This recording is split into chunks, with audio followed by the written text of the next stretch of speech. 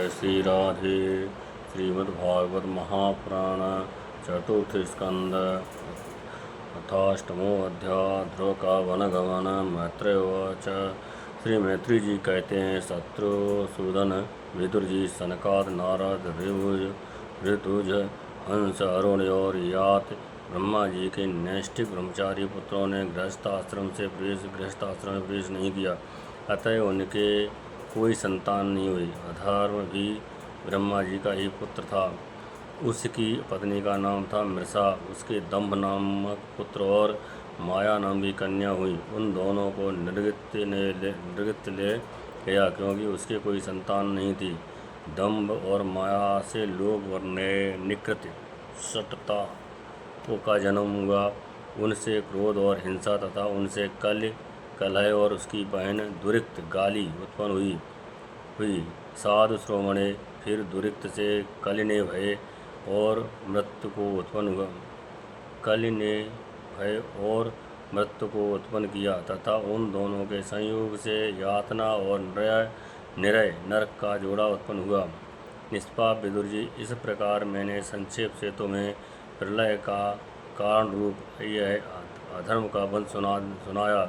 ये अधर्म का त्याग कराकर पूर्ण संपादन में हेतु बनता है। अतएव इसका वर्णन 3 बार सुनकर मनुष्य अपने मन की मलिनता दूर कर देता है। कुरुनंदन, अब वे श्री हरि के अंश ब्रह्मा जी के अंश से उत्पन्न हुए पवित्र कीर्त महाराज स्वाम्भु मनु के पुत्र के वंश का वर्णन करता हूँ। महारानी शत्रुपा और उनके पति स्वाम्भु मनु से प्रियव्रत और उत्तानपाद, ये 2 पुत्र हुए। भगवान वासुदेव की कला से उत्पन्न होने के कारण ये दोनों संसार की रक्षा में तत्पर रहते थे। उत्तानपाद की सुनीति और सुरुचि नाम की 2 पत्नियां थीं। उनमें सुरुचि राजा को अधिक प्रिय थी। सुनीति, जिसका पुत्र ध्रुव है, उन्हें वैसी प्रिय नहीं थी। एक दिन राजा उत्तानपाद सुरुचि के पुत्र उत्तम को गोद में बिठाकर प्यार कर रहे थे। उसी समय ध्रुव ने भी गोद में बैठना चाहा, परंतु राजा ने उसका स्वागत नहीं किया। उस समय घमंड से भरी हुई सुरुचि ने अपनी सौत के पुत्र ध्रुव को महाराज की गोद में आने का यत्न करते देख उनके सामने ही उसे ढहा भरे शब्दों में कहा, बच्चे, तू राज सिंहासन पर बैठने का अधिकारी नहीं है। तू भी राजा का ही बेटा है। इससे क्या हुआ? तुझको मैंने तो अपनी कोख में नहीं धारण किया। तू अभी नादान है। तुझे पता नहीं कि तूने किसी दूसरी स्त्री के गर्भ से जन्म लिया है, तभी तो ऐसे दुर्लभ विषय की इच्छा कर रहा है। यदि तुझे राज सिंहासन की इच्छा है तो तपस्या करके परम पुरुष श्री नारायण की आराधना कर और उनकी कृपा से मेरे गर्भ में आकर जन्म ले। श्री मैत्री जी कहते हैं, विदुर जी, इस प्रकार डंडे की चोट खाकर सांप फुफकार मारने लगता है, उसी प्रकार अपनी सौतेली माँ के कठोर वचनों से घायल होकर ध्रुव क्रोध के मारे लंबी लंबी सांस लेने लगा। उसके पिता चुपचाप ये सब देखते रहे, मुंह से एक शब्द भी नहीं बोले। तब पिता को छोड़कर ध्रुव रोता हुआ अपनी माता के पास गया। उसके दोनों होंठ फड़क रहे थे और वह सिसक कर रो रहा था। सुनीति ने बेटे को गोद में उठा लिया और जब महल के दूसरे लोगों से अपनी सौत सुरुचि की कही हुई बातें सुनी, तब उसे भी बड़ा दुख हुआ। उसका धीरज टूट गया। वह दावानल से जली हुई बेल के समान शोक से संतप्त होकर मुरझा गई तथा विलाप करने लगी। सौत की बातें याद आने से उसके कमर श्री के नेत्रों में आंसू भर आए। उस बेचारी को अपने दुख पारावार का कहीं अंत ही नहीं दिखाई देता था। उसने गहरी सांस लेकर ध्रुव से कहा, बेटा, तू दूसरों के लिए किसी प्रकार के अमंगल की कामना मत कर। जो मनुष्य दूसरों को दुख देता है, उसे स्वयं ही उसका फल भोगना पड़ता है। सुरुचि ने जो कुछ कहा है ठीक ही है, क्योंकि महाराज को मुझे पत्नी तो क्या, दासी स्वीकार करने में भी लज्जा आती है। तूने मुझ मंदभागिनी के गर्भ से ही जन्म लिया है और मेरे ही दूध से तू पला है। बेटा, सुरुचि ने तेरी सौतेली माँ होने पर भी बात बिल्कुल ठीक कही है। अतः यदि राजकुमार उत्तम के समान राज सिंहासन पर बैठना चाहता है तो द्वेष भाव छोड़कर उसी का पालन कर। बस श्री अथोज भगवान के चरण कमलों की आराधना में लग जा। संसार का पान करने के लिए सत्गुरु को अंगीकार करने वाले उन श्री हरि के चरणों की आराधना करने से ही तेरे परदादा श्री ब्रह्मा जी को वह सर्वश्रेष्ठ पद प्राप्त हुआ है जो मन और प्राणों को जीतने वाले मुनियों के द्वारा भी वंदनीय है। इसी प्रकार तेरे दादा स्वाम्भु मनु ने भी बड़ी बड़ी दक्षिणाओं वाले यज्ञों के द्वारा अनन्य भाव से उन्हीं भगवान की आराधना की थी, तभी उन्हें दूसरों के लिए अति दुर्लभ लौकिक अलौकिक तथा मोक्ष सुखी की प्राप्ति हुई। बेटा तू भी उन भक्तवत्सल श्री भगवान का ही आश्रय ले। जन्म मृत्यु के चक्र छूटने की इच्छा करने वाले मूर्छ लोग निरंतर उन्हीं के चरण कमलों के मार्ग की खोज किया करते हैं। तू स्वधर्म पालन से पवित्र हुए अपने चित्त से श्री पुरुषोत्तम भगवान को बैठा ले तथा अन्य सब का चिंतन छोड़कर केवल उन्हीं का भजन कर। बेटा उन कमल दल लोचन श्री हरि को छोड़कर मुझे तो तेरे दुख को दूर करने वाला और कोई दिखाई नहीं देता। देख, जिन्हें प्रसन्न करने के लिए ब्रह्मा आदि अन्य सब देवता ढूंढते रहते हैं, वे श्री लक्ष्मी जी भी दीपक की भांति हाथ में कमल लिए निरंतर उन्हीं श्री हरि की खोज किया करती हैं। श्री मैत्री जी कहते हैं, माता सुनीति ने जो वचन कहे वे अभीष्ट वस्तु की प्राप्ति का मार्ग दिखलाने वाले थे। अतः उन्हें सुनकर ध्रुव ने बुद्धि द्वारा अपने चित्त का समाधान किया। उसके बाद वे पिता के नगर से निकल पड़े। ये सब समाचार सुनकर और ध्रुव क्या करना चाहता है इस बात को जानकर नारद जी वहाँ आए। उन्होंने ध्रुव के मस्तक पर अपना पाप नाशक कर कमल फेरते हुए मन ही मन विस्मित होकर कहा, अहो, क्षत्रियों का कैसा अद्भुत तेज है। वे थोड़ा सा भी मानभंग नहीं सह सकते। देखो, अभी तो ये नन्हा सा बच्चा है, तो भी इसके हृदय में सौतेली माता के कट वचन घर कर गए हैं। तत्पश्चात नारद जी ने ध्रुव से कहा, बेटा अभी तुम बच्चा है, खेल कूद में ही मस्त रहता है। हम नहीं समझते कि इस उम्र में किसी बात से तेरा सम्मान या अपमान हो सकता है।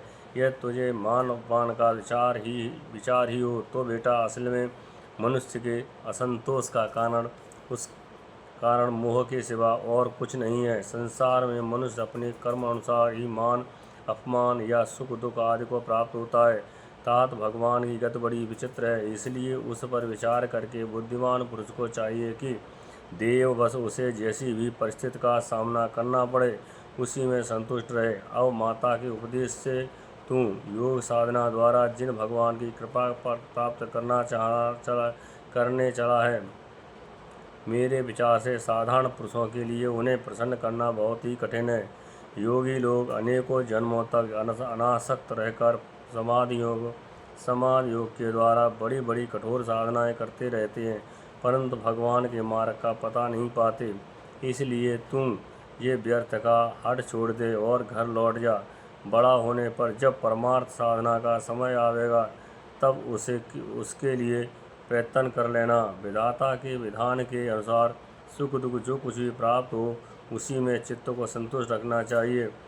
यूँ करने वाला पुरुष मोहमय संसार से पार हो जाता है। मनुष्य को चाहिए कि अपने से अधिक गुणवानों को देखकर प्रसन्न हो। जो कम गुण वाला हो उस पर दया करे और जो अपने समान गुण वाला हो उससे मित्रता का भाव रखे। यूँ करने से उसे दुख कभी नहीं दबा सकते।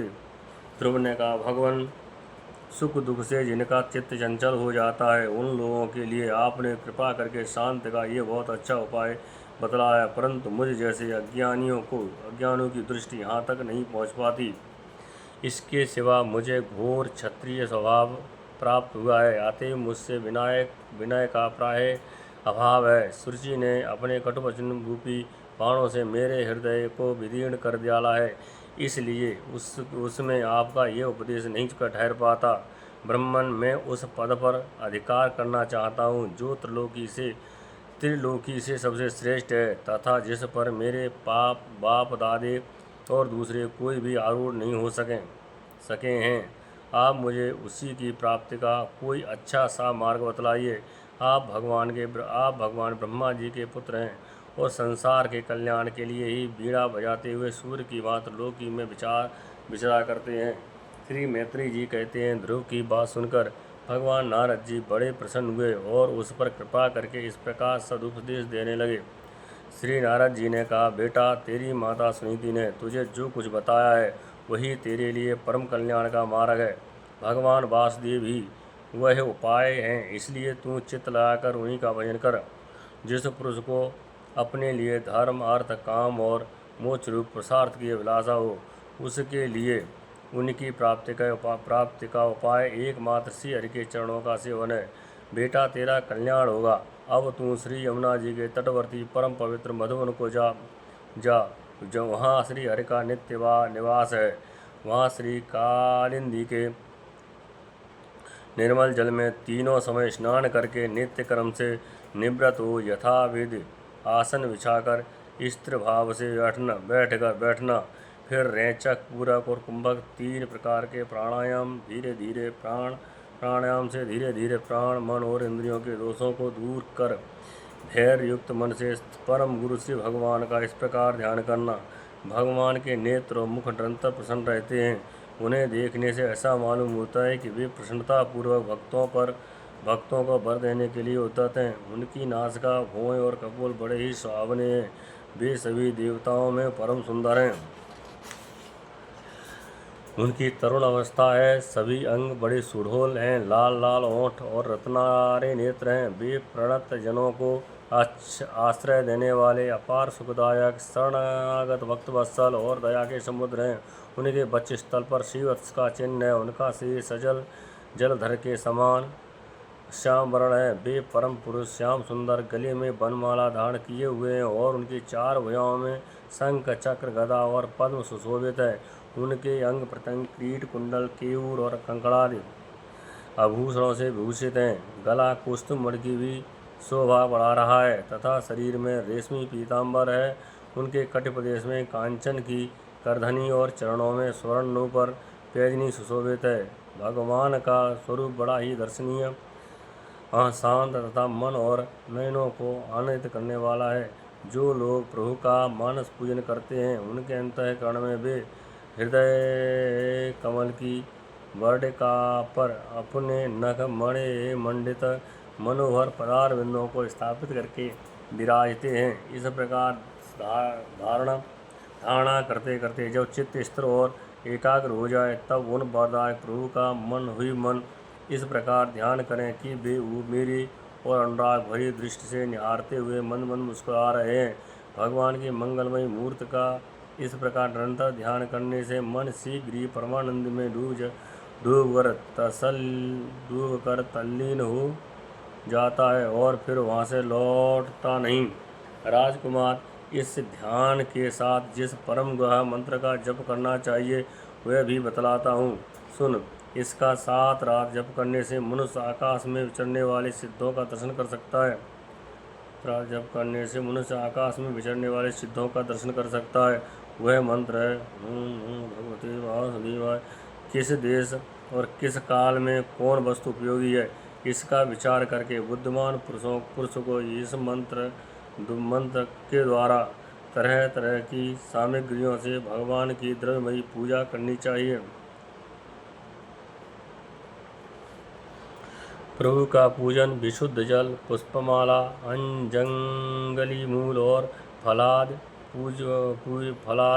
पूजा में विहित द्रुवाद अंकुर, वन में ही प्राप्त होने वाले बलकल वस्त्र और उनकी प्रेयसी तुलसी से करना चाहिए।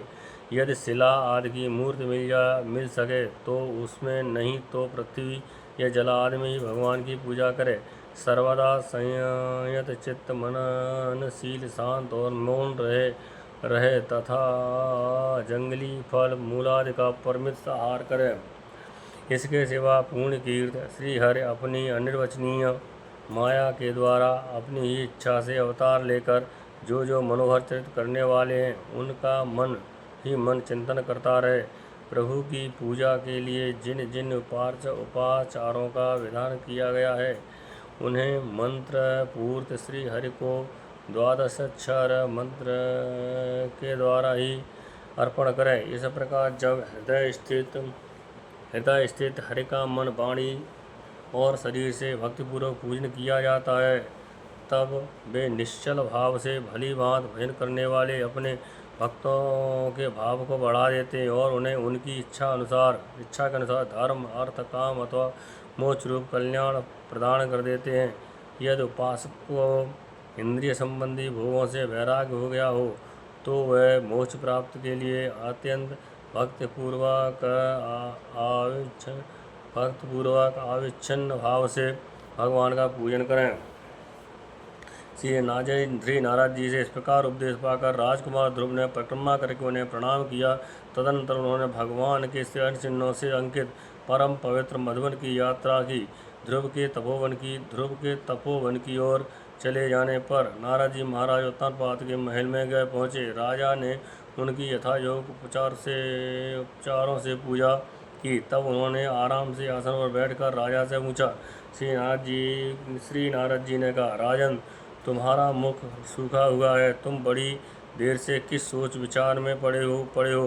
तुम्हारे धर्म अर्थ और काम में से किसी में कोई कमी तो नहीं आ गई। राजा ने कहा, ब्राह्मण में बड़ा ही स्त्रीण और निर्दय हूँ। हाय, मैंने अपने 5 वर्ष के नन्हे से बच्चे को उसकी माता के साथ घर से निकाल दिया। मुनिवर, वह बड़ा ही बुद्धिमान था, उसका कमल सा मुख भूख से कुम्हला गया होगा, वह थक कर कहीं रास्ते में पड़ गया होगा। ब्राह्मण, उस असहाय बच्चे को वन में कहीं भेड़िए न खा जाएं। अहो, मैं कैसा स्त्री का गुलाम हूँ, मेरी कुटिलता तो देखिए। वह बालक प्रेमवश मेरी गोद में चढ़ना चाहता था, किंतु मुझे दुष्ट ने उसका तनिक भी आदर नहीं किया। श्री नारद जी ने कहा, राजन, तुम अपने बालक की चिंता मत करो, उसके रक्षक भगवान हैं। तुम्हें उसके प्रभाव का पता नहीं है, उसका यश सारे जगत में फैल रहा है। वह बालक बड़ा समर्थ है, जिस काम को बड़े बड़े लोकपाल भी नहीं कर सके, उसे पूरा करके वह शीघ्र ही तुम्हारे पास लौट आएगा। उसके कारण तुम्हारा यश भी बहुत बढ़ेगा। श्री मैत्री जी कहते हैं, देवर्षि नारद जी की बात सुनकर महाराज उत्तानपाद राजपाट की ओर से उदासीन होकर निरंतर पुत्र की ही चिंता में रहने लगे। इधर ध्रुव जी ने मधुवन में पहुंचकर यमुना जी में स्नान किया और उस रात पवित्रता पूर्वक उपवास करके श्री नारद जी के उपदेशानुसार एकाग्रचित्त से परम पुरुष श्री नारायण की उपासना आरंभ कर दी। उन्होंने तीन रात्र के अंतर से श्री निर्वाह के लिए केवल कैंथ और बेर के फल खाकर श्री हरि की उपासना करते हुए 1 मास व्यतीत किया। दूसरे महीने में उन्होंने 6 दिन के पीछे सूखे घास और पत्ते खाकर भगवान का भजन किया।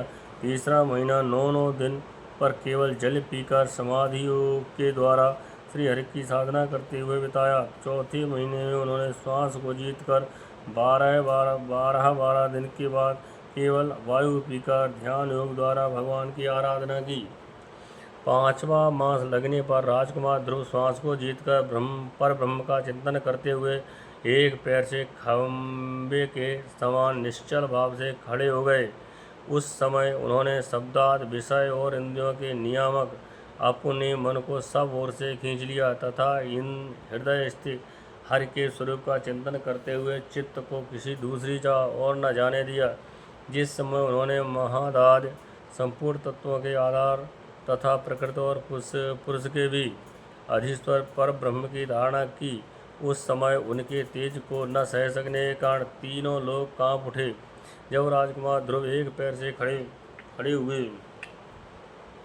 तब उनकी अंगूठे से दबकर आधी पृथ्वी इस प्रकार झुक गई जैसे किसी गजराज के चढ़ जाने पर नाव पद पर दाईं बाईं और डगमगाने लगती है। ध्रुव जी ने अपने इंद्रिय द्वार तथा प्राणों को रोककर अनन्य बुद्धि से विश्वात्मा श्री हरि का ध्यान करने लगे। इस प्रकार उनकी समिष्ट प्राण से अभिन्नता हो जाने के कारण सभी जीवों का लोकपालों को बड़ी पीड़ा हुई और वे सब घबराकर श्री हरि के शरण में गए। देवताओं ने कहा, भगवान, समस्त स्थावर जंगम जीवों के शरीरों का प्राण एक साथ ही रुक गया है, ऐसा तो हमने पहले कभी अनुभव नहीं किया। आप शरणागतों की रक्षा करने वाले हैं। अपनी शरण में आए हुए हम लोगों को इस दुख से छुड़ाएं।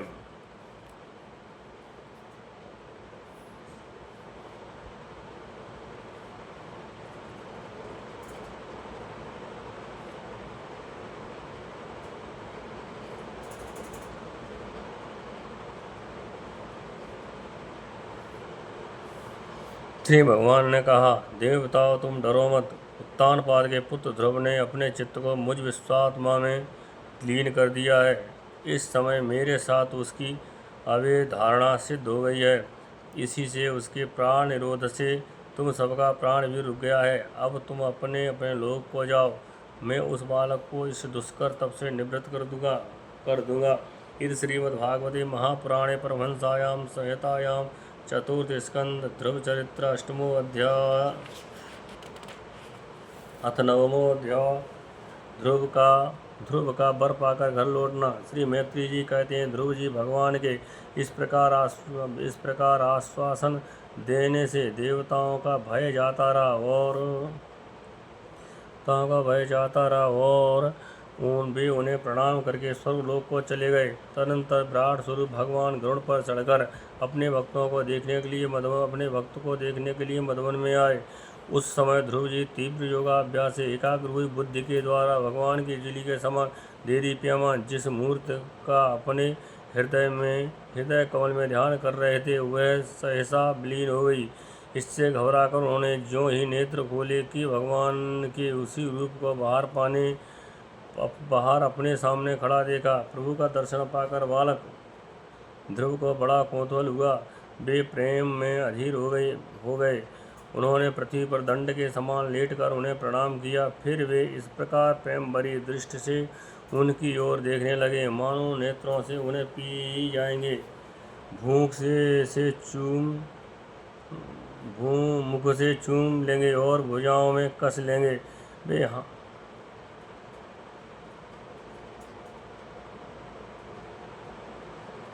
वे हाथ जोड़े प्रभु के सामने खड़े थे और उनकी स्तुति करना चाहते थे, परंतु किस प्रकार करें ये नहीं जानते थे। सर्व अंतर्यामी हर उनकी मन की बात जान गए। उन्होंने कृपापूर्वक अपने वेदमय शंख को उनके गाल से छुआ दिया। ध्रुव जी भविष्य में अविचल पद प्राप्त करने वाले थे। इस समय शंख का स्पर्श होते ही उन्हें वेदमय दिव्यवाणी प्राप्त हो गई और जीव तथा ब्रह्म के स्वरूप भी निश्चय हो गया। वे अत्यंत भक्तिभाव से धैर्यपूर्वक विश्वविख्यात कीर्तवान श्री हरि की स्तुति करने लगे। ध्रुव जी ने कहा, प्रभु आप सर्वशक्ति संपन्न हैं। आप ही मेरे अंतःकरण में प्रवेश कर अपने तेज से मेरी इस सोई हुई वाणी को सजीव करते हैं तथा हाथ पैर कान और त्वचा आदि अनन्य इंद्रियों एवं प्राणों की भी चेतनता देते हैं। मैं आप अंतर्यामी भगवान को प्रणाम करता हूँ। भगवान आप एक ही हैं, परंतु अपनी अनंत गुणमयी माया शक्ति से इस महादाद संपूर्ण प्रपंच को रचकर अंतर्यामी रूप से उसमें प्रवेश कर जाते हैं और फिर इसके इंद्रियाद असत गुणों में उनके अधिष्ठात्र देवताओं के रूप में स्थित होकर अनेकों रूप भासते हैं। ठीक वैसे ही जैसे तरह तरह की लकड़ियों में प्रकट हुई आग अपनी उपाधियों के अनुसार भिन्न भिन्न रूप में भासती है। नाथ सृष्टि के आरंभ में ब्रह्मा जी भी आपकी शरण लेकर आपके दिए हुए ज्ञान के प्रभाव से ही जगत को सोकर उठे हुए पुरुष के समान देखा था। दीनबंधु उन्हीं आपके चरण तल का मुक्त पुरुष भी आश्रय लेते हैं। कोई भी कृतज्ञ पुरुष उन्हें कैसे भूल सकता है। प्रभु इस सब तुल्य शरीर के द्वारा भोगा जाने वाला इंद्रिय और विषयों के संसर्ग से उत्पन्न सुख तो मनुष्यों को नरक में भी ले जा सकता है।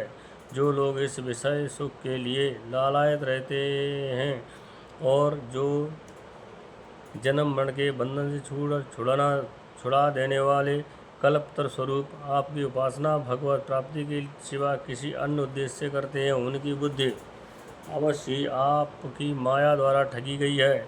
नाथ आपके चरण कमलों का ध्यान करने से और आपके भक्तों के पवित्र चरित्र सुनने से प्राणियों को जो आनंद प्राप्त होता है वे निजानंद स्वरूप ब्रह्मा में भी नहीं मिल सकता, ब्रह्म में ही नहीं मिल सकता। फिर वह निजानंद स्वरूप ब्रह्म में भी नहीं मिल सकता।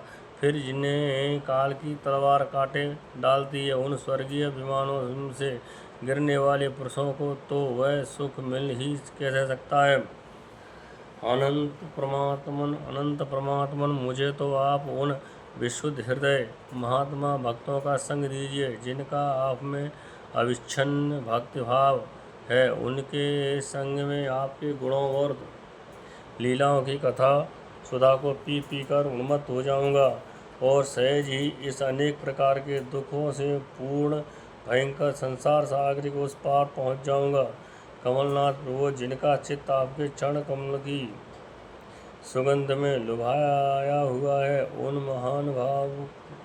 महान भावों को जो लोग संग करते हैं, वे अपने इस अत्यंत प्रिय शरीर और इसके संबंधी पुत्र मित्र ग्रह और स्त्री आदि की शुद्ध भी नहीं करते। अजन्मा परमेश्वर, मैं तो पशु वृक्ष पर्वत पक्षी शरीर स्पर्श सर्पाद रेंगने वाले जंतु देवता दैत्य और मनुष्य आदि से परिपूर्ण तथा अहदाद अनेकों कारणों से संपादित आपके इस सदस्यदात्मक स्थूल विश्वरूप को भी जानता हूँ। इससे परे जो आपका परम स्वरूप है, जिसमें वाणी की गति नहीं है, उसका मुझे पता नहीं है। भगवान, कल्प का अंत होने पर योग निद्रा में स्थित जो परम पुरुष इस संपूर्ण विश्व को अपने उदर में लीन करके शेष जी के साथ उनकी गोद में शयन करते हैं तथा जिनके नाभि समुद्र से प्रकट हुए सर्वलोक में सुवर्ण वर्ण कमल से परम तेजोमय ब्रह्मा जी उत्पन्न हुए, वे भगवान आप ही हैं। मैं आपको प्रणाम करता हूँ। प्रभु, आप अपनी अखंड चिन्मयी दृश्य बुद्धि की सभी अवस्थाओं के साक्षी हैं तथा नियुक्त नित्य मुक्त शुद्ध सत्वमय सर्वज्ञ परमात्मा स्वरूप निर्विकार आदि पुरुष षडेश्वर्य संपन्न एवं तीनों गुणों के अधीश्वर हैं। आप जीव से सर्वथा भिन्न हैं तथा संसार की स्थिति के लिए यज्ञ अधिष्ठाता विशुद्ध रूप से विराजमान हैं।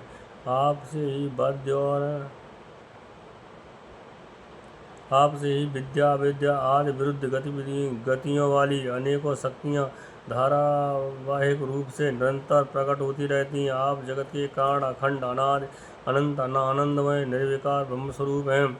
मैं आपकी शरण हूँ। भगवान, आप परमानंद मूर्ति हैं। जो लोग ऐसा समझकर निष्काम भाव से आपका निरंतर भजन करते हैं, उनके लिए राज्यादि भोगों की अपेक्षा आपके चरण कमलों की प्राप्ति ही भजन का सच्चा फल है। स्वामिन, यद्यपि बात ऐसी ही है तो भी गो जैसे अपने तंत्र के वजन में हुए बछड़े को दूध पिलाती है और व्याघ्र से बचाती रहती है, उसी प्रकार आप भी भक्तों पर कृपा करने के लिए निरंतर विकल रहने के कारण हम जैसे सकाम जीवों को भी कामना पूर्ण करके उनकी संसार वैसे रक्षा करते रहते हैं। श्री मैत्री जी कहते हैं, विदुर जी, जब भगवान संकल्प वाले मतिमान ध्रुव जी से इस प्रकार स्तुति की, तब भक्तवत्सल भगवान उनकी प्रशंसा करते हुए कहने लगे।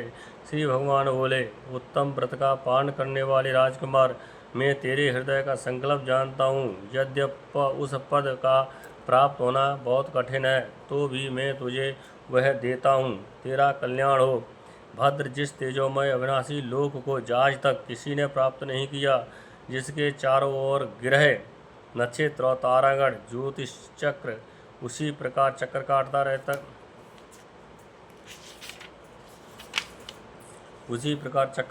रहता है जिस प्रकार मेढकी के चारों ओर दवीरे के बेल घूमते रहते हैं। आवंतर मेढी के चारों ओर दवीरे के बेल घूमते रहते हैं। आवंतर कल्प पर्यंत रहने वाले अन्य लोगों का नाश हो जाने पर भी जो स्थिर रहता है तथा तारागढ़ के सहित धर्म, अग्नि, कश्यप और शुक्र आदि नक्षत्र एवं सप्तऋषिगण जिसकी प्रतीक्षा किया करते हैं, वह ध्रुवलोक मैं तुझे देता हूँ। यहाँ भी जब तेरे पिता तुझे राज सिंहासन देकर वन को चले जाएंगे, तब तू 36,000 वर्ष तक धर्मपूर्वक पृथ्वी का पान करेगा। तेरी इंद्रियों की शक्ति शक्ति जो कि तो बनी रहेगी। आगे चलकर किसी समय तेरा भाई उत्तम शिकार खेलता हुआ मारा जाएगा, तब उसकी माता सूर्यपुत्र प्रेम में पागल होकर उसे वन में खोजती हुई दावानल में प्रवेश कर जाएगी। यज्ञ मेरी प्रिय मूर्त है। तू अनेकों बड़ी बड़ी दक्षिणाओं वाले यज्ञों के द्वारा मेरा यजन करेगा तथा यहाँ उत्तम उत्तम भोग भोग कर अंत में मेरा स्मरण करेगा। इससे तू अंत में संपूर्ण लोगों के वंदनीय और सप्तऋषियों से भी ऊपर मेरे निज धाम को जाएगा, जहाँ पहुंचकर जाने पर फिर संसार में लौटकर नहीं आना होता है।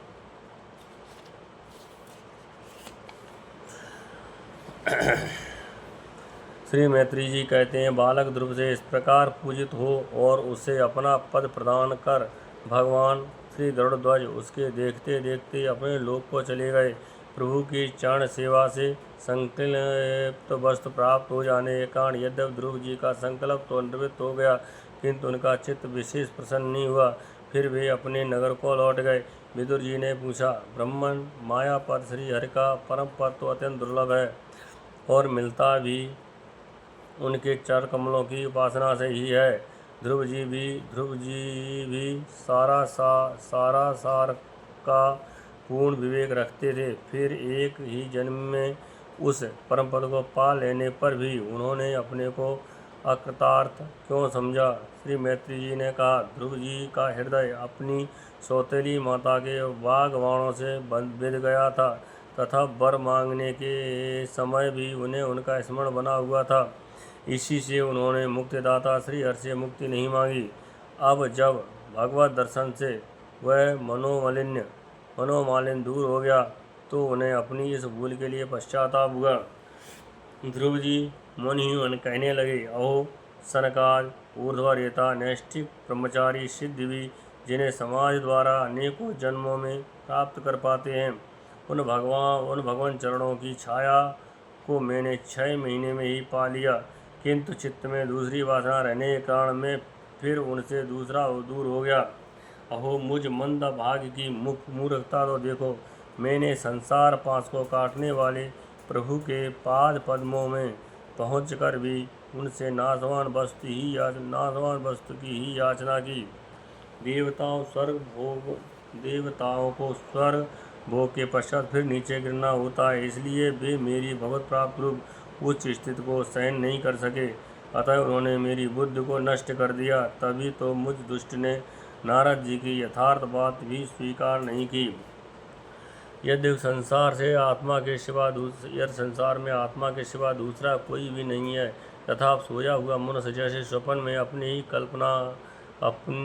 कल्पना किसी व्याघ्र आदि से डरता है, उसी प्रकार मैंने ही भगवान की माया से मोहित होकर भाई को ही शत्रु मान लिया और व्यर्थ ही द्वेष रूप हार्दिक रोग से जलने लगा, जिन्हें प्रसन्न करना अत्यंत कठिन है। उन्हीं विश्वात्मा श्री हरि को तपस्या द्वारा प्रसन्न करके मैंने जो कुछ मांगा है वह सब व्यर्थ है। ठीक उसी तरह जैसे गातायु पुरुष के लिए चिकित्सा व्यर्थ होती है। ओह मैं बड़ा भाग्यहीन हूँ। संसार बंधन का नाश करने वाले प्रभु से मैंने संसार ही मांगा। मैं बड़ा ही पूर्णहीन हूँ। जिस प्रकार कोई कंगाल किसी चक्रवर्ती सम्राट को प्रसन्न करके उससे तु सहित चावलों की खनी मांगे, उसी प्रकार मैंने भी आत्मानंद प्रदान करने वाले श्री हरि से मूर्खतावश व्यर्थ का अभिमान बढ़ाने वाला उच्च पदादि ही मांगे। श्री मैत्री जी कहते हैं, तात तुम्हारी तरह जो लोग श्री मुकुंद पदारविंद मकरंद के ही मधुकर हैं, जो निरंतर प्रभु की चरण रज ही सेवन करते हैं और जिनका मन अपने आप आई हुई सभी परिस्थितियों में संतुष्ट रहता है, वे भगवान से उनकी सेवा के लिए सिवा अपने लिए उनकी सेवा के सिवा अपने लिए और कुछ कोई भी पदार्थ नहीं मांगते।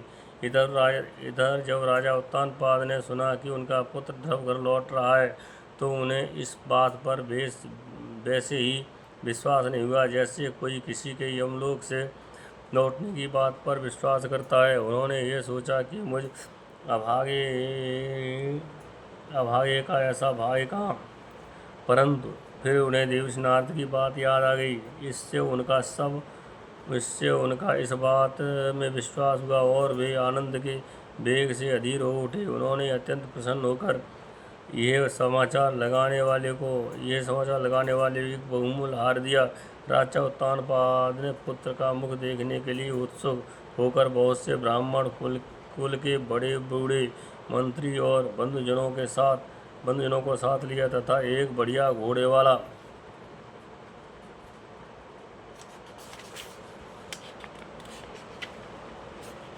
और स्वर्ण जड़ित रथ पर सवार होकर वे झटपट नगर के बाहर आए। उनके आगे आगे देवधन होती जाती थी तथा शंख दुंदुभी एवं बंसी आदि अनेकों मांगलिक बाजे बजते जाते थे। उनकी दोनों रानियां सुनीति और शुचि भी सुवर्णमय आभूषण से भूषित हो राजकुमार उत्तम के साथ पालकियों पर चढ़कर चल रही थीं। ध्रुव जी उपवन के पास आ पहुँचे। उन्हें देखते ही महाराज उत्तानपाद तुरंत रथ से उतर पड़े। पुत्र को देखने के लिए वे बहुत दिनों से उत्कंठित हो रहे थे। उन्होंने झटपट आगे बढ़कर प्रेमातुर हो लंबी लंबी सांसें लेते हुए ध्रुव को भुजाओं में भर लिया। अब ये पहले के ध्रुव नहीं थे। प्रभु के परम पुनीत पाद पद्मों का स्पर्श होने से इनके समस्त पाप बंधन कट गए थे। राजा उत्तानपाद की एक बहुत ही बड़ी कामना पूर्ण हो गई। उन्होंने बार बार पुत्र का सिर सूंघा और आनंद तथा प्रेम के कारण निकलने वाले ठंडे ठंडे आंसुओं से उन्हें नहला दिया। तदनंतर सज्जनों में अग्रगण्य ध्रुव जी ने पिता के चरणों में प्रणाम किया और उनसे आशीर्वाद पाकर कुशल प्रश्नाद से सम्मानित हो दोनों माताओं को प्रणाम किया। छोटी माता शुचि ने अपने चरणों पर झुके हुए बालक ध्रुव को उठाकर हृदय से लगा लिया और अश्रु गदगद वाणी से चिरंजीवी रहो ऐसा आशीर्वाद दिया। जिस प्रकार जल स्वयं ही नीचे की ओर बहने लगता है उसी प्रकार मैत्री आदि गुणों के कारण जिस पर श्री भगवान प्रसन्न हो जाते हैं उसके आगे सभी जीव झुक जाते हैं। इधर उत्तम और ध्रुव दोनों ही प्रेम से विह्वल होकर मिले। एक दूसरे के अंगों का स्पर्श पाकर उन दोनों के ही शरीर में रोमांच हो आया तथा नेत्रों से बार बार आंसुओं की धारा बहने लगी। ध्रुव की माता सुनीति अपने प्राणों से भी प्यारे पुत्र को गले लगाकर सारा संताप भूल गईं। उसके सुकुमार अंगों के स्पर्श से उसे बड़ा ही आनंद प्राप्त हुआ।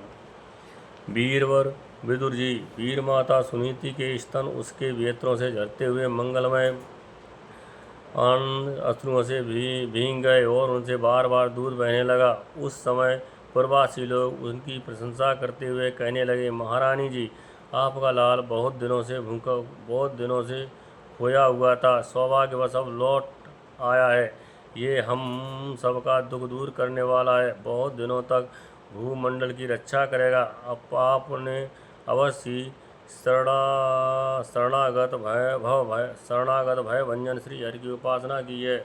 उनका निरंतर ध्यान करने वाले धीर पुरुष परम दुर्जय मृत्यु को भी जीत लेते हैं। विदुर जी, इस प्रकार जब सभी लोग ध्रुव के प्रति अपना लाड़ प्यार प्रकट कर रहे थे उसी समय उन्हें भाई उत्तम के सहित हथनी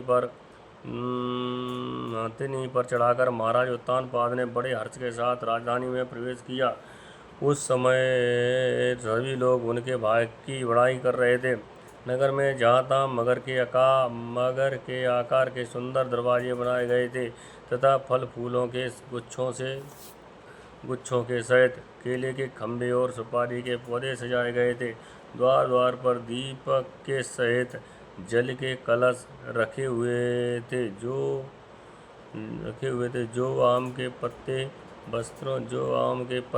पत्तों वस्त्रों पुष्पमालाओं तथा मोती की लड़ियों से सुसज्जित थे। जिन अनेकों परकोटों फाटकों और महलों से नगरी सुशोभित थी उन सभी स्वर्ण की सामग्रियों से सजाया गया था तथा उनके कंगूरे विमानों के शिखरों के समान चमक रहे थे। नगर के चौक गलियों अटारियों और सड़कों को झाड़ बुहार कर उन पर चंदन का छिड़काव किया गया था और जहाँ तहाँ खील, चावल, पुष्प, फल, जौ एवं अन्य मांगलिक उपहार सामग्रियाँ सजी रखी थीं। ध्रुव जी राजमार्ग से जा रहे थे। उस समय जहाँ तहाँ नगरी शीलवती सुंदरियाँ उन्हें देखने को एकत्र हो रही थीं। उन्होंने वात्सल्य भाव से उनको शुभाशीर्वाद देते हुए उन पर सफ़ेद सरसों, अक्षत, दही, जल, द्रवा, पुष्प और फलों की वर्षा की। इस प्रकार उनके मनोहर गीत सुनते हुए ध्रुव जी ने अपने पिता के महल में प्रवेश किया। वह श्रेष्ठ भवन बहुमूल्य मणियों की लड़ियों से सुसज्जित था। उसमें अपने पिताजी के लाड़ प्यार का सुख भोगते हुए वे उसी प्रकार आनंदपूर्वक रहने लगे जैसे स्वर्ग में देवता लोग रहते हैं। वहाँ दूध के फैन के समान सफ़ेद और कोमल सैया, हाथी दांत के पलंग, सुनहरी कामदार पर्दे, बहुमूल्य आसन और बहुत सा सोने का सामान था।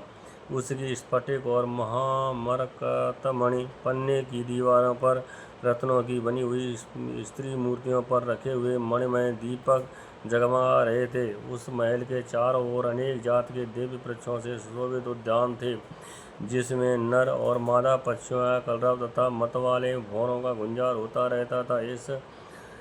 उन बगीचों में वैदुर्यमणि पुखराज की सीढ़ियों से सुशोभित बावलियाँ थीं जिनमें लाल, नीले और सफ़ेद रंग के कमल खिले रहते थे तथा हंस,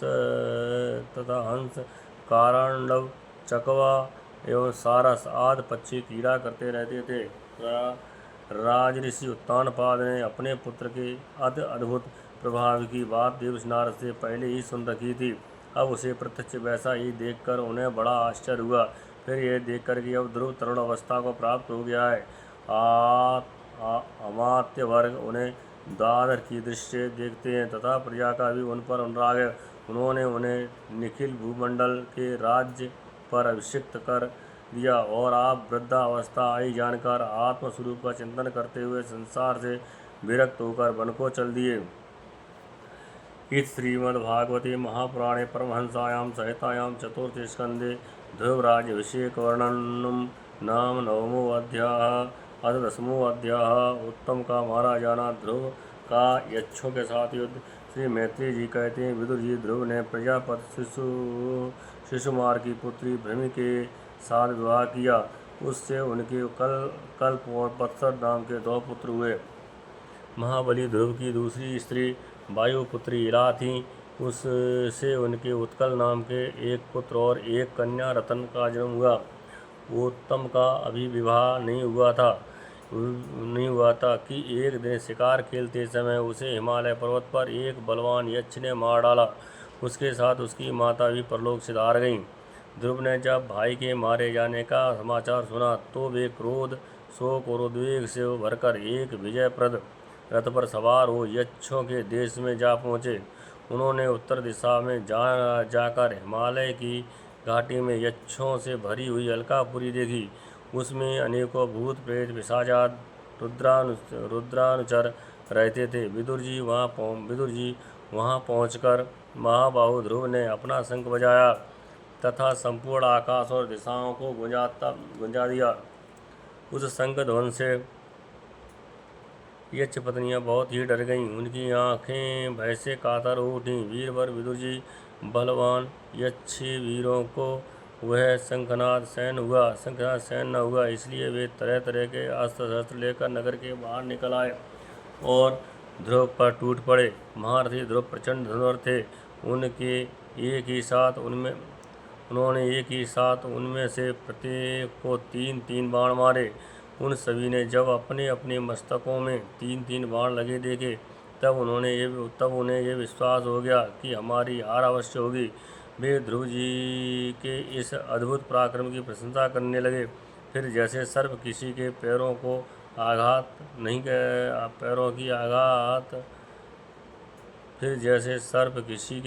का आघात नहीं सहते, उसी प्रकार ध्रुव के इस पराक्रम को न सहकर उन्होंने भी उनके बाणों के जवाब में एक ही साथ उनसे दूने 6-6 बाण छोड़े। यक्षों की संख्या 13 तेरह आयुक्त थी। तेरह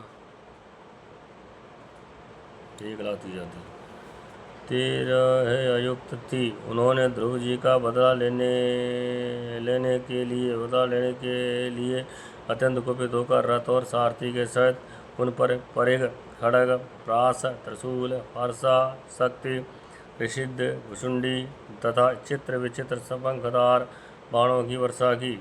इस भीषण शस्त्र वर्षा से ध्रुव जी बिल्कुल ढक गए। तब लोगों को उनका दिखना वैसे ही बंद हो गया जैसे भारी वर्षा से पर्वत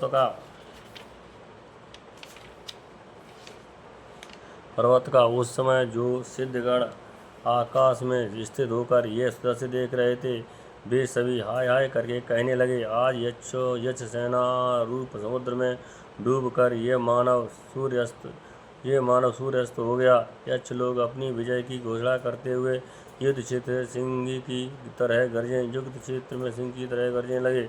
इसी बीच ध्रुव का रथ एकाएक वैसे ही प्रकट हो गया जैसे कुहरे में से सूर्य भगवान निकल आते हैं। ध्रुव जी ने अपने दिव्य धनुष की टंकार करके शत्रुओं के दिल दहला दिए और फिर प्रचंड बाणों की वर्षा करके उनके अस्त्र शस्त्रों को इस प्रकार छिन्न भिन्न कर दिया जैसे आंधी बादलों को तितर बितर कर देती है। उनके धनुष से छूटे हुए तीखे तीर यक्ष राक्षसों के कवचों को भेद कर इस प्रकार उनके शरीर में घुस गए जैसे इंद्र के छोड़े हुए वज्र पर्वतों में प्रवेश कर गए होते।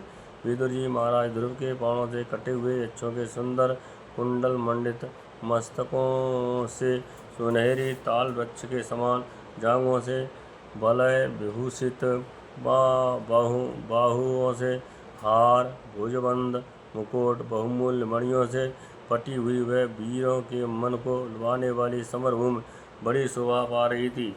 जो यक्ष किसी प्रकार जीवित बचे, वे क्षत्रिय प्रवर ध्रुव जी के बाणों से प्राय अंग अंग छिन्न भिन्न हो गया जाने के कारण युद्ध क्रीड़ा में सिंह से परास्त हुए गजराज के समान मैदान छोड़कर भाग गए। नरश्रेष्ठ ध्रुव जी ने देखा कि उस समय विस्तृत रणभूमि में अब एक भी शत्रु अस्त्र शस्त्र लिए उनके सामने नहीं है, तो उनकी इच्छा अलकापुरी देखने की हुई, किंतु वे पुरी के भीतर नहीं गए। ये मायावी क्या करना चाहते हैं, इसका बात मनुष्य को पता नहीं लग सकता। सारथियों, इस प्रकार कहकर वे उस विचित्र रथ में बैठे रहे तथा शत्रु के नवीन आक्रमण की आशंका से सावधान हो गए। इतने में ही उन्हें समुद्र की गर्जना के समान आंधी का भीषण शब्द सुनाई दिया तथा दिशाओं में उठती हुई धूल भी दिखाई दी। एक क्षण में ही सारा आकाश मेघमाला से घिर गया। सब और भयंकर गड़गड़ाहट के साथ बिजली चमकने लगी। निष्पाप विदुर जी, उन बादलों से खून, कफ, पीप, मिष्ठा, मूत्र एवं चर्बी की वर्षा होने लगी और ध्रुव जी के आगे आकाश से बहुत से धड़ गिरने लगे। फिर आकाश में एक पर्वत दिखाई दिया और सभी दिशाओं में पत्थरों की वर्षा के साथ गदा, परिघ, तलवार और मूसल गिरने लगे। उन्होंने देखा कि बहुत से सर्प वज्र की तरह फुफकार मारते हुए रोषपूर्ण नेत्रों से आग की चिंगारियां उगलते हुए आ रहे हैं। झुंड के झुंड मतवाले हाथी, सिंह और बाघ भी दौड़े चले आ रहे हैं। प्रलय काल के समान भयंकर समुद्र अपनी उत्ताल तरंगों से पृथ्वी को सब ओर से डुबाता हुआ बड़ी भीषण गर्जना के साथ उनकी ओर बढ़ रहा है। क्रूर स्वभाव असुरों ने अपनी आसुरी माया से ऐसे ही बहुत से कौतुक की दिखलाए जिनसे कायरों के मन कांप सकते थे। ध्रुव जी पर असुरों ने अपने दुस्तर माया फैलाई। ये सुनकर वहाँ कुछ मुनियों ने आकर उनके लिए मंगल कामना की। मुनियों ने कहा, उत्तानपाद नंदन ध्रुव, शरणागत भवभंजन संसारपाण, भगवान नारायण तुम्हारे शत्रुओं का संहार करें। भगवान का तो नाम ही ऐसा है जिसके सुनने और कीर्तन करने मात्र से मनुष्य दुस्तर मृत्यु के मुख से अनायास ही बच जाता है। इस श्रीमद्भागवते महापुराणे परमहंसायां संहितायां चतुर्थ स्कंदे 10वां अध्याय अथ 11वां अध्याय स्वांभव मनु का ध्रुव जी को युद्ध बंद करने के लिए समझाना। श्री वेत्री जी कहते हैं, विदुर जी, ऋषियों का ऐसा कथन सुनकर महाराज ध्रुव ने आचमन कर श्री नारायण के बनाए हुए नारायण अस्त्र को अपने धनुष पर चढ़ाया। उस बाण के चढ़ाते ही अच्छों द्वारा रची हुई नाना प्रकार की माया उसी क्षण नष्ट हो गई। जिस प्रकार ज्ञान का उदय होने पर अविद्या आदि क्लेश नष्ट हो जाता है। ऋषिवर नारायण के द्वारा आविष्कृत उस अस्त्र को धनुष पर चढ़ाते ही उससे राजहंस के से पक्ष और सोने के फल वाले बड़े तीखे बाण निकले और जिस प्रकार मयूर के कारव करते वन में घुस जाते हैं, उसी प्रकार भयानक सांप साय शब्द करते हुए वे शत्रु की सेना में घुस गए। उन तीखी धारा वाले बाणों ने शत्रुओं को बेचैन कर दिया। तब वह रणागढ़ में अनेकों यक्षों ने अत्यंत कुपित होकर अपने अस्त्र शस्त्र संभाले और जिस प्रकार द्रोण के छेड़ने से बड़े बड़े सर्प फन उठाकर उनकी ओर दौड़ते हैं, उसी प्रकार वे इधर उधर से ध्रुव जी पर टूट पड़े। उन्हें सामने आते देख ध्रुव जी ने अपने बाणों द्वारा उनकी भुजाएं, टांगे और कंधे और उदर आदि अंग प्रत्यंगों को छिन्न भिन्न कर उन्हें उस सर्वश्रेष्ठ लोक सत्यलोक में भेज दिया, जिसमें ऊर्ध्ववेता मुनिगण सूर्यमंडल का भेदन करके जाते हैं। अब उनके पितामह स्वांभव मनु ने देखा कि विचित्र रथ पर चढ़े हुए ध्रुव अनेकों निरपराध यक्षों को मार रहे हैं, तो उन्हें उन पर बहुत दया आई। वे बहुत से ऋषियों को साथ लेकर वहां आए और अपने पुत्र ध्रुव को समझाने लगे। मनु जी ने कहा, बेटा बस अधिक क्रोध करना ठीक नहीं है। यह पापी नरक का द्वार है। इसके वशीभूत होकर तुमने इन निरपराध यक्षों का वध किया है। तात तुम जो निर्दोष यक्षों को संहार पर उतर रहे हो, ये हमारे कुल के योग्य कर्म नहीं है। साधु पुरुष की बड़ी निंदा करते हैं। बेटा, तुम्हारा अपने भाई पर बड़ा अनुराग था, ये तो ठीक है, परंतु देखो उसके वध से संतप्त होकर तुमने एक यक्ष के अपराध करने पर प्रसंगवश कितनों की हत्या कर डाली। इस जड़ शरीर को ही आत्मा मानकर इसके लिए पशुओं की भांति प्राणियों की हिंसा करना, ये भगवत सेवी साधु जनों का मार्ग नहीं है। प्रभु की आराधना करना बड़ा कठिन है, परंतु तुमने तो लड़कपन में ही संपूर्ण भूतों के आश्रय स्थान श्री हरि की सर्वभूतात्मा भाव से आराधना करके उनका परम पद प्राप्त कर लिया है।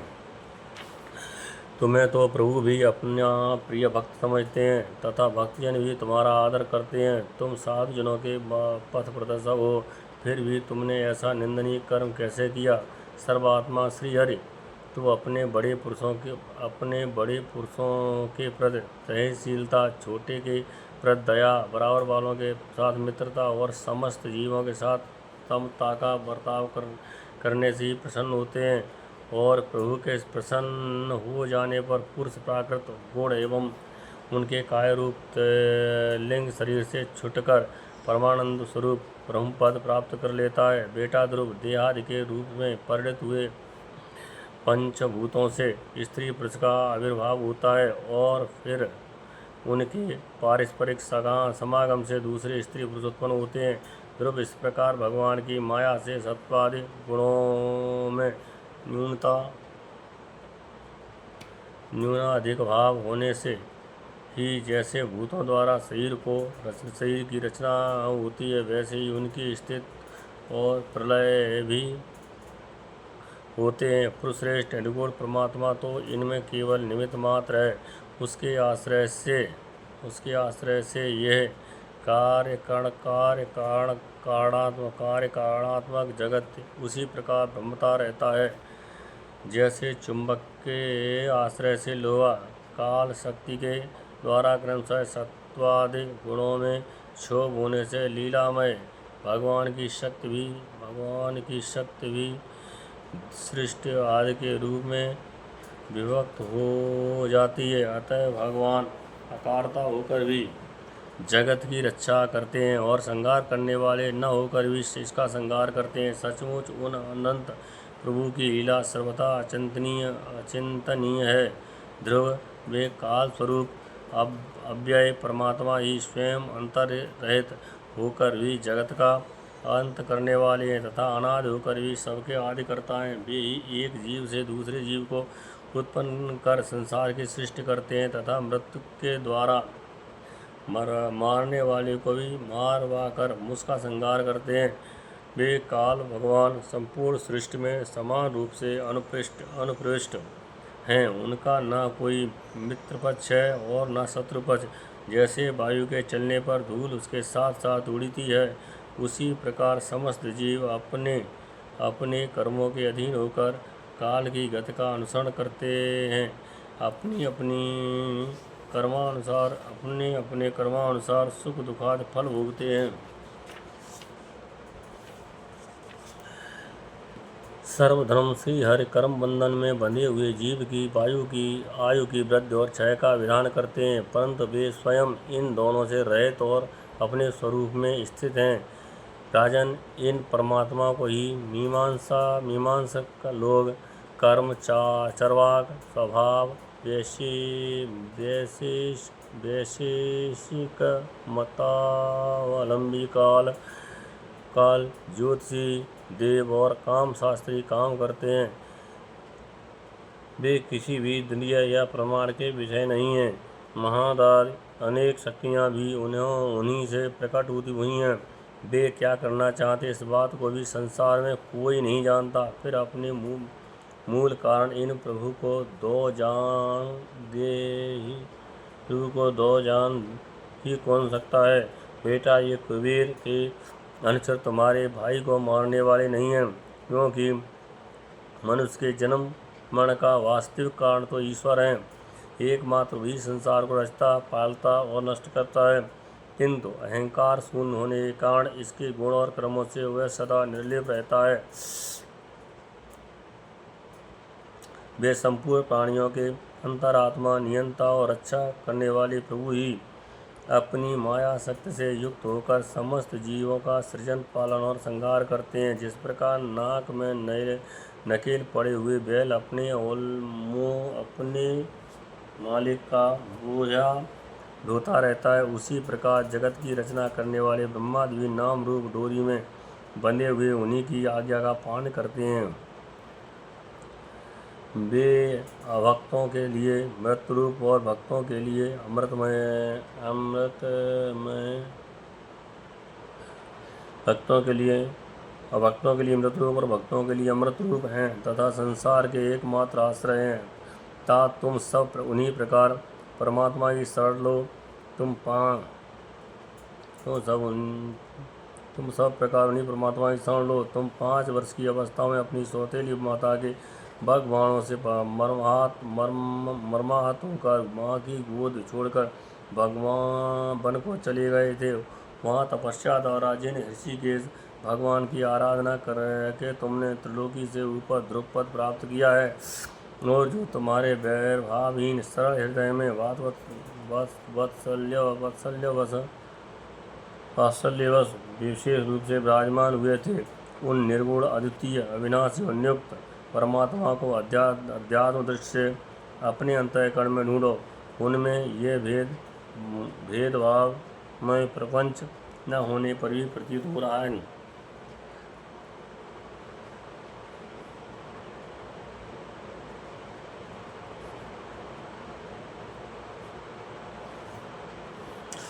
ऐसा करने से सर्वशक्तिमान परमानंद स्वरूप सर्वअंतर्यामी भगवान अंत में तुम्हारी सुदृढ़ भक्त होगी और भगवान अंत में तुम्हारी सुदृढ़ भक्त होगी और उसके प्रभाव से तुम में मेरेपन के रूप में दृढ़ वही अविद्या की गांठ को काट डालोगे। राजन, इस प्रकार औषध से रोग शांत हो किया जाता है, उसी प्रकार मैंने तुम्हें जो कुछ उपदेश दिया है उस पर विचार करके अपने क्रोध को शांत करो। क्रोध कल्याण मार्ग का बड़ा ही विरोधी है। भगवान तुम्हारा मंगल करें। क्रोध के वशीभूत हुए पुरुष सभी लोगों को बड़ा भय होता है। इसलिए जो बुद्धिमान पुरुष ऐसा चाहता है कि मुझसे किसी भी प्राणी को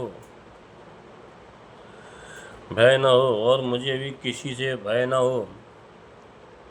उससे क्रोध के वश में कभी न होना चाहिए। तुमने जो ये समझकर कि ये मेरे मानने वाले हैं, इतने यक्षों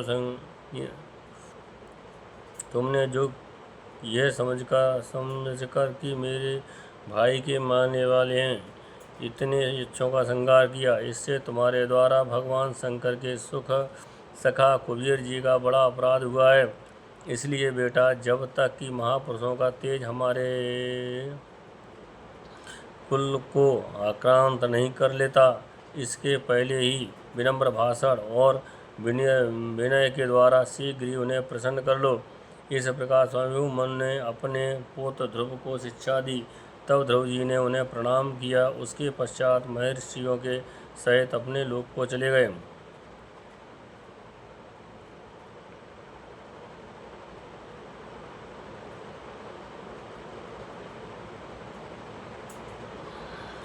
इति श्रीमद्भागवते महापुराणे परमहंसायां संहितायां चतुर्थे स्कन्धे एकादशोऽध्यायः। जय जय श्री राधे, जय जय श्री राधे।